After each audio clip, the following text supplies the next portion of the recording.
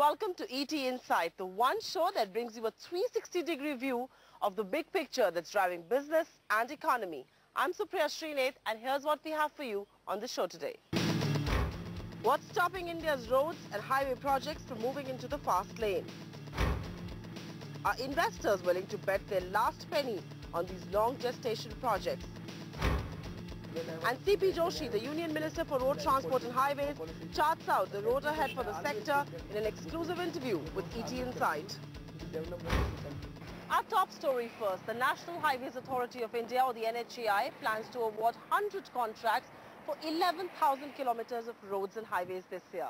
While the industry is upbeat and excited about the opportunity it's creating, it's wary about the track record of the ongoing projects, some of which have been delayed or not taken off altogether.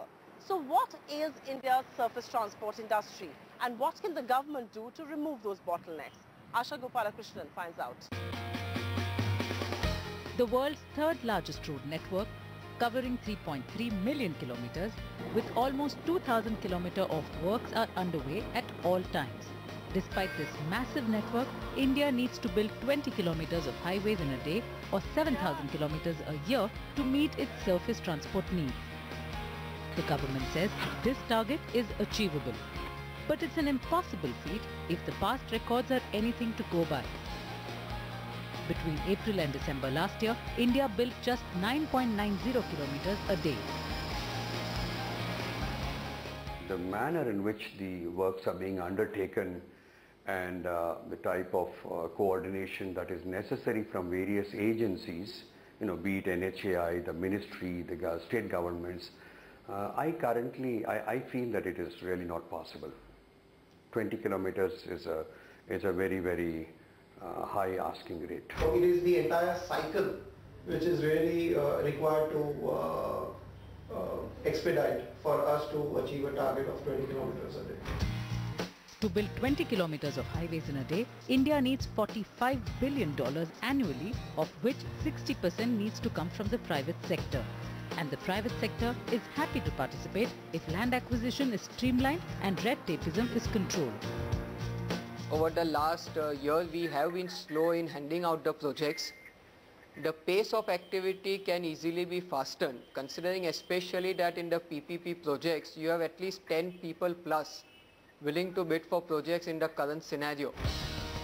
According to the Ministry of Surface Transport, Roads and Highways, between April and December last year, projects worth 33,500 crore rupees covering 3,700 kilometers were not approved because they were unable to achieve financial closures. Additionally, 146 national highways being built by state public works departments and border roads organization were delayed on account of problems like land acquisition, delay in obtaining forest and environmental clearances, ROB clearances from railways, utility shifting, poor performance of some contractors and poor law and order condition in some states. Of the around 239 projects which NHAI is executing, 109 projects have overshot their completion period already.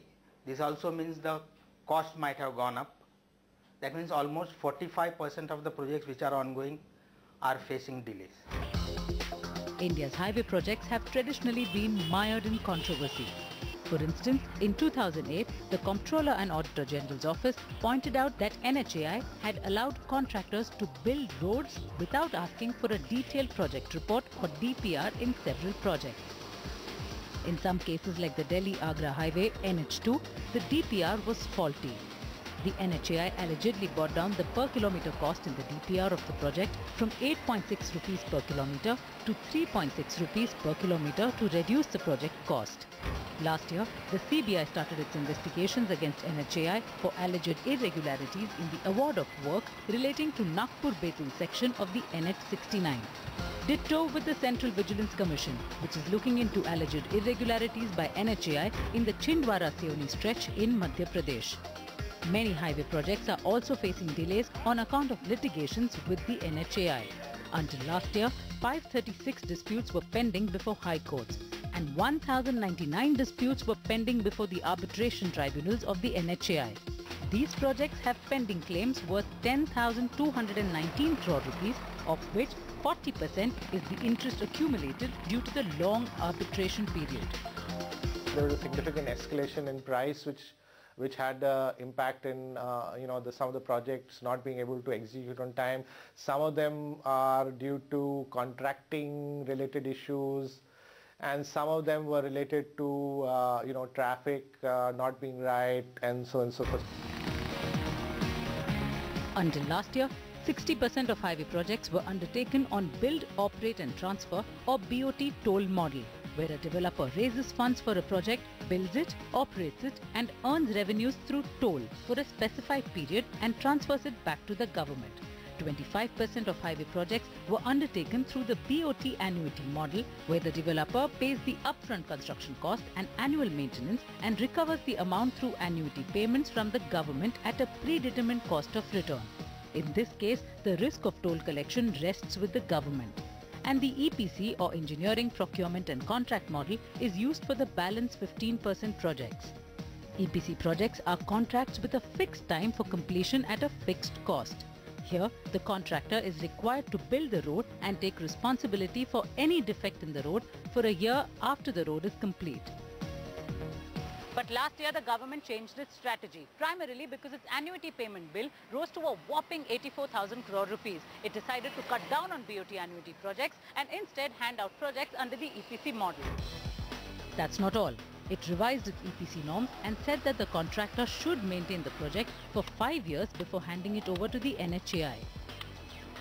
That's why of 219 projects under implementation currently, 42% are under the BOT toll model, 12% under the annuity model and 46% under the EPC model.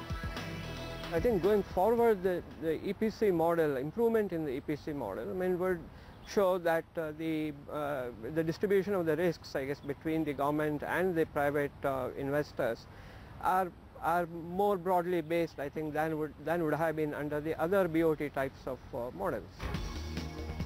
Apart from that, the pace of awarding contracts has been increased. And NHAI has made the bidding process less complex by introducing a one request for qualification or RFQ document valid for a year. Earlier, road developers were required to submit fresh every new contract. The simplified process keeps a tab on the output and aims at eliminating the practice of contractors claiming more than necessary input costs to make profits.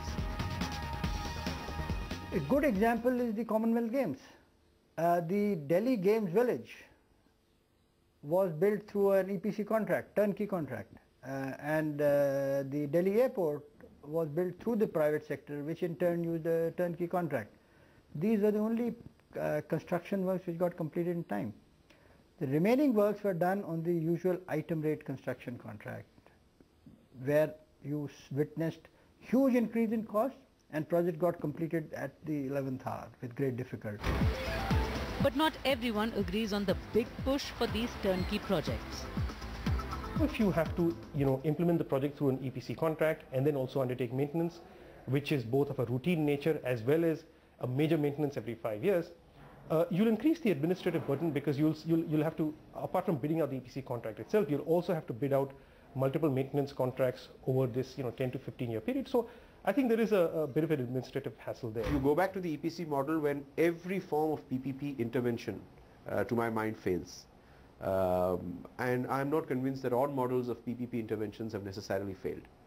For example, we haven't yet at the national level given, shall we say, a fair attempt at the annuity model. We have had reasonable success with viability gap fund, whether it's Hyderabad Metro or many road projects. So I would feel that you go into EPC only when all tools available to you in a PPP format have been exhausted or are not there for you to use. And I don't think as a nation we have reached that. So I personally think EPC is a court of last resort. The port of the last resort or the government's best foot forward. The merits of EPC need to be debated by India in great detail, because the country does not have the wherewithal to spend the whopping $500 billion needed for infrastructure over the next few years. And private capital alone can help the government meet the country's infrastructure requirements. But the big question continues to be, are investors at all excited about this sector? Find that out after this very short break.